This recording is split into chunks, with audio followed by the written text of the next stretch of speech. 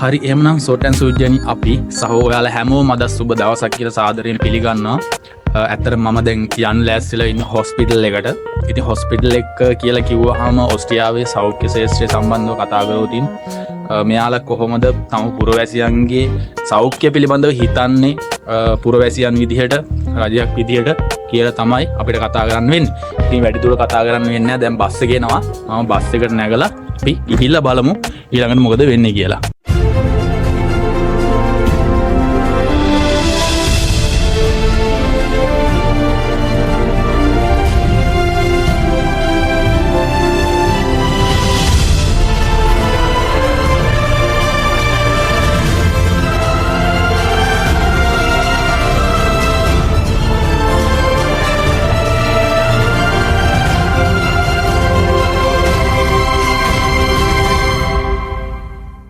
ඉතින් ඔන්න සහෝ එහෙනම් අපි ක්ලැගන්ෆර්ඩ් හොස්පිටල් එකට දැන් ඇවිල්ලා ඉන්නේ.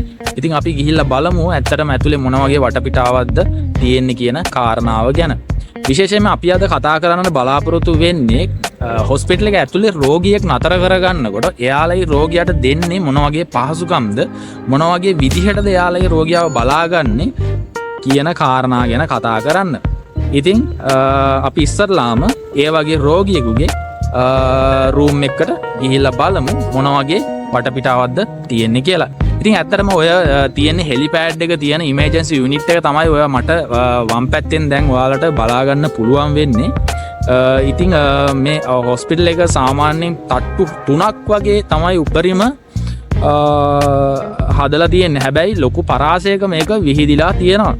ඉතින් ඒත් එක්කම අපි එහෙමනම් ලොකු වෙලාවක් ගන්නේ නැතුව හොස්පිටල් එක ඇතුළට ගිහිල්ලා බලමු මොන වගේ වටපිටාවක්ද තියෙන්නේ කියන කාරණාව ගැන.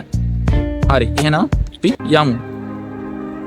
මෙන්න මේ තියෙන්නේ ක්ලැගන්ෆර්ඩ් රෝහලේ ප්‍රධාන දොරටුව. එහෙම නැත්නම් මේන් ඩෝ එක. ඉතින් ඔයාලට පේනවා නේද මෙතන තියෙන වටපිටාව. මෙතන විශේෂයෙන්ම කියන්න ඕනේ අදිසි තදබදයක් ඇති වුණොත් එහෙම ඒ දේවල් වලට විසඳුම් විදිහට මෙයාලා මෙතන ලොකු ඉඩ කඩක් තියෙන විදිහට තමයි හදලා තියෙන්නේ. වාහන ඇවිල්ලා මෙතන නතර කරන්න පුළුවන් වගේම මෙයාලගේ පබ්ලික් ට්‍රාන්ස්පෝර්ට් එකේ යන බස් විනාඩි 10න් 10ට මෙතනින් යනවා. ඔයාලට පේනවා නේද මෙන්න මෙතන කහයිරක් තියෙනවා. ඒ කහයිරට මෙහා පැත්තෙන් ඔතනම තියෙනවා බස් ස්ටෑන්ඩ් එක. ඒ කියන්නේ බස් ස්ටෑන්ඩ් එක වෙනම හදලා නැහැ. ඔයාලට පේනවා නේද අර ස්පේන් නැති අයට යන්න පුළුවන් වෙන විදිහට සාමාන්‍ය විශේෂ තැන්වල හදලා තියෙනවා. පාරවල් ගැටිසි සහිතව හදලා තියෙන එකක් ඔයාලට මෙතන පේනවා නේද? සාමාන්‍ය ලංකාවේ නම් මේ වගේ පාරවල් බලා ගන්න පුළුවන් වෙන්නේ රේල්වේ ස්ටේෂන්ස් වල. සමහර රේල්වේ ස්ටේෂන්ස් වල අපිට බලා ගන්න පුළුවන්. එතනින් එහාට ගොඩක් වෙලාවට ලොකු හොස්පිටල්ස් වල එහෙම නැත්නම් සමහර විශේෂ තැන් ඒ වගේ තැන් වල තමයි සාමාන්‍යයෙන් බලා ගන්න පුළුවන් වෙන්නේ. ඉතින් ඒක කිරවලේ ඔතනම ඔය වම් පැත්තෙන් තමයි මෙතන බස් එක ඇවිල්ලා නවත්තන්නේ. සාමාන්‍යයෙන් විනාඩි 10න් 10ට ඒ බස් එක යනවා. ඒ බස් එකට අමතරව තව බස් එකක් යනවා. ඇත්තට මේක බලපුවාම සාමාන්‍යයෙන් මිනිස්සුන්ගේ පහසුව වෙනුවෙන් කරලා නැති දෙයක් නැති තරම්. මෙයාලගේ ඒ වගේ වටපිටාවක් තමයි අපිට බලා ගන්න පුළුවන් වෙන්නේ. ඉතින් දැන් එහෙනම් අපි රූම් එකකට ගිහින් බලමු රෝගියෙක්ට නතර වෙන්න තියෙන්නේ මොන වගේ තැනක්ද කියන දේ ගැන. ඒ විදිහට. හරි එහෙමනම් අපි දැන් රූම් එක ළඟට ඇවිල්ලා ඉන්නේ. මෙන්න මේ විදිහට දොර අරගෙන අපිට රූම් එක ඇතුළට යන්න පුළුවන්. මේක ඇත්තටම හුදෙකලා කාමරයක්. එහෙම නැත්නම් අයිසොලේෂන් රූම් එකක්.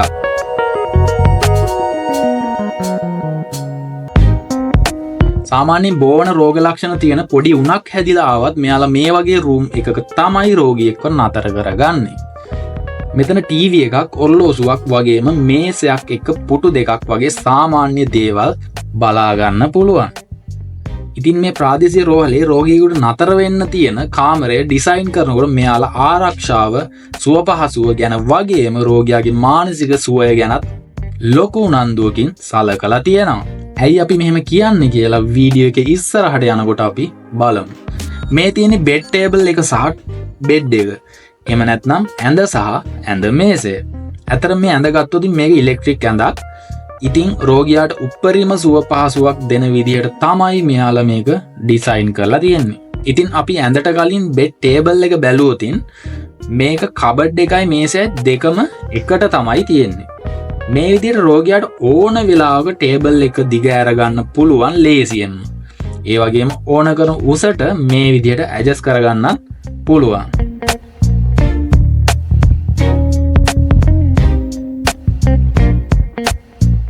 මේ විදිහට පැත්තකින් ලාච්චුව සහ කබඩ් එක තියෙනවා. මේ හැම එකම ඇත්තටම පහසුවෙන් මූව් කරන්න පුළුවන් වෙන විදිහට සැහැල්ලු ප්ලාස්ටික් වර්ගයකින් තමයි මෙයාලා හදලා තියෙන්නේ. අදාළ තැනට ටේබල් එක ගත්තට පස්සේ මේ රවුම කරකලා එහාට මෙහාට යන එක නතර කරගන්නත් පුළුවන්.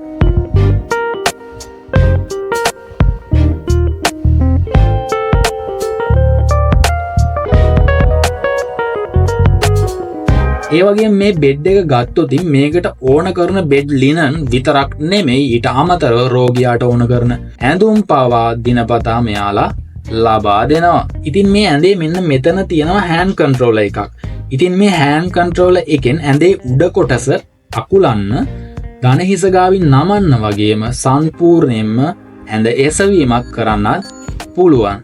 ඇත්තටම ඇඳේ මෙතන තියෙන කන්ට්‍රෝලර් එක පාවිච්චි කරන්න වෙන්නේ කෙයා ගිව කෙනෙකුට එහෙම නැත්නම් නර්ස් කෙනෙකුට වගේ රෝගියා ළඟ ඉන්න කෙනෙකුට. රෝගියාට මෙතන තියෙන එක පාවිච්චි කරන්න අපහසුයි.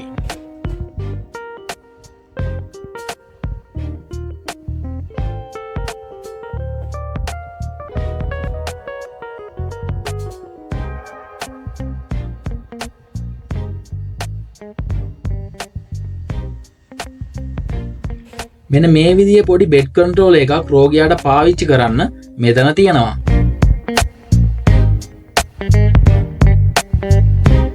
ලන් තෙරපි වගේ වෛද්‍ය ප්‍රතිකාර සඳහා අවශ්‍ය කරන උපකරණ පද්ධතිය මෙතන තියෙනවා.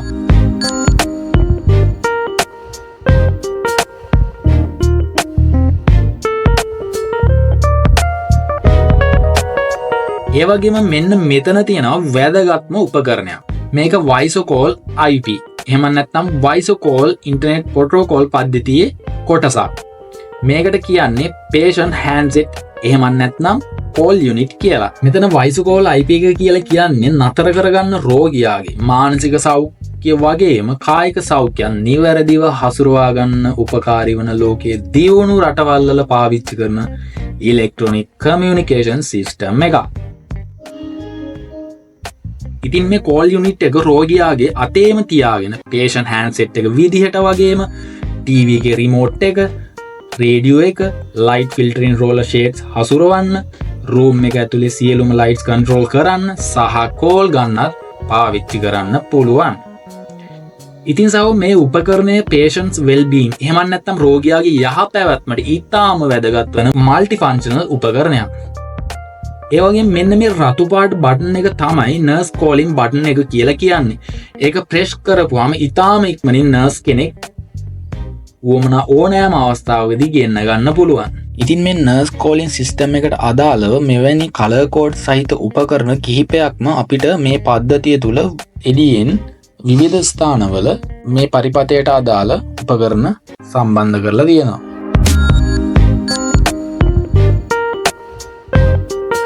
ඒ වගේම රෝගියාට ආධාරකයක් විදිහට මෙන්න මේ හැන්ඩල් එක පාවිච්චි කරන්නත් පුළුවන්.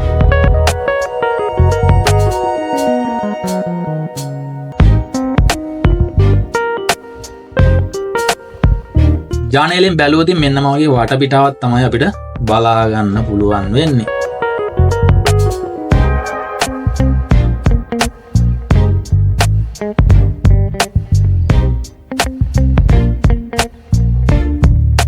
මෙන්න මේ ස්විචස් පාවිච්චි කරලා ජනේලෙන් එළියේ තියෙන light filtering roller shades හසුරවන්නත් පුළුවන්.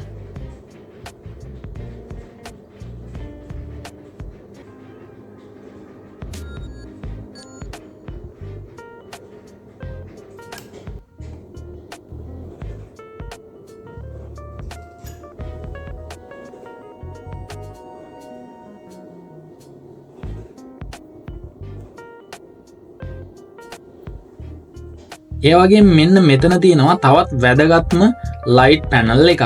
ඒකට කියන්නේ room status indicator light in visio call system කියලා. එහෙමත් නැත්නම් RSL IP කියලා. මෙන්න මේ nurse කෙනෙක් symbol එක විදිහට ඉන්න රතු පාට point එක touch pull එහෙමත් නැත්නම් press කරන්නේ රෝගියා ඊටාම හදිසි අවස්ථාවකදී nursing room එකට කතා කරන්න.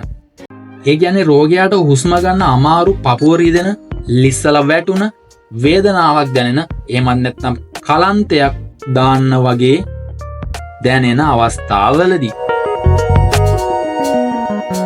ඉතින් ඒ වගේම සහෝ කියන්න ඕනේ මේ විදිහට තියෙනවා වගේම හරියටම ඒ වගේ රෙඩ් එලාම් එකක් ගියෝතින් විනාඩියකටත් අඩු කාලෙකින් නර්ස් කෙනෙක් දවසේ ඕනම වෙලාවක පාන්දරද රෑද දවල්ද කියලා අදාළ නැහැ ඕනම වෙලාවක ලෙඩා ඉන්න තැනට එනවා සහ ඒ වගේ වටිනාකමක් මිනිස්සෙක්ගේ ජීවිතයට මේ සිස්ටම් එක ඇතුලේ මෙයාලා දීලා තියෙනවා. ඒ වගේ මේ කොළපාට ලයිට් එක ටච් කරපුවාම එහෙම නැත්තම් කොළපාට ලයිට් එක දැල්වීමෙන් අදහස් වෙන්නේ නර්ස් කෙනෙක් හරි ඩොක්ටර් කෙනෙක් හරි රූම් එක ඇතුලේ ඉන්නවා කියන එක. ඉතින් මේ කොළපාට බටන් එක පාවිච්චි කරන්නේ ඩොක්ටර් කෙනෙක් එහෙමත් නැත්තම් නර්ස් කෙනෙක් වගේ ස්ටාෆ් එකේ කෙනෙක් තමයි.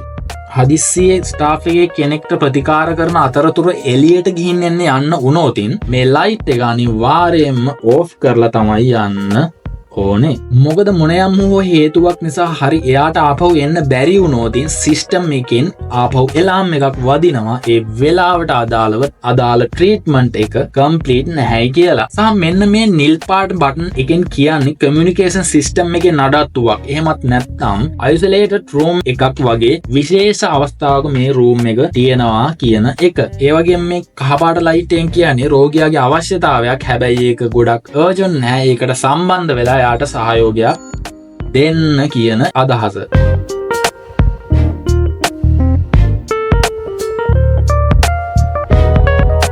ඊට පස්සේ අපිට මෙන්න මෙතන ඩස්බින් එකක්, සැනිටයිසර් බෝටල් එකක්, රෝගියාගේ ඇඳුම් වගේ දේවල් තියාගන්න කබඩ් එකක්,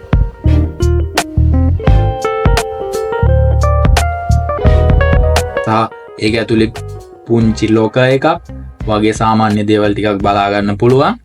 දැන් අපි රෝගියාගේ නාන කාමරයට ගියොතින් මෙන්න මේ විදිහට අපිට බලා ගන්න පුළුවන් ඊටාම පිරිසිදු නාන කාමරයක්.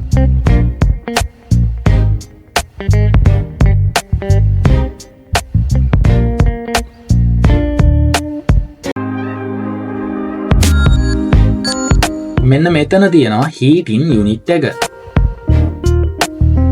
මෙන්න මෙතන ඔයාලට බලාගන්න පුළුවන් අපි කතා කරපු කොළපාට ලයිට් එක. ඉතින් හදිසියේ ස්ටාෆ් එකේ කෙනෙක් රූම් එකට ඇවිල්ලා ඉන්නවා කියන පණිවිඩය බාත්රූම් එකේ ඉද්දි ලෙඩාට දෙන්න මේක පාවිච්චි කරනවා. ඒ වගේම මෙන්න මේ විදිහට කොමන්ඩ් එක ගාවක් තියෙනවා හදිසි අවස්ථාවේදී ටච් කරන නර්ස් කෝලින් බටන් එක. මෙන්න මෙතන තියෙනවා හොට් වෝටර් සහ කූල් වෝටර් ෂවර් එක.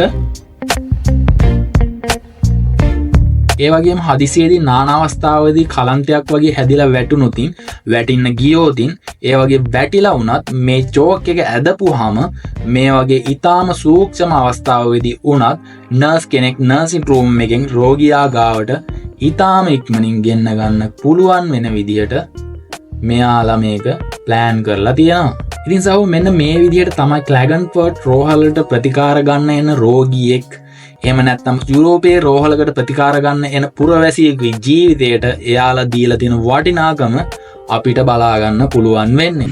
රයිට් හරි එහෙමනම් සහෝ ඔයාලගේ අදහස් යෝජනා ඒ වගේම චෝදනාත් පහළ කමෙන්ට් සෙක්ෂන් එකේ ලියන්න කියන ගමන් short and sweet journey අපි අදට සමු ගන්නවා තවත් ලස්සන ජර්නි එකක් අරන් එන බලාපොරොත්තු වෙමින්. එහෙමනම් ජය වේවා. මම ප්‍රසාද්.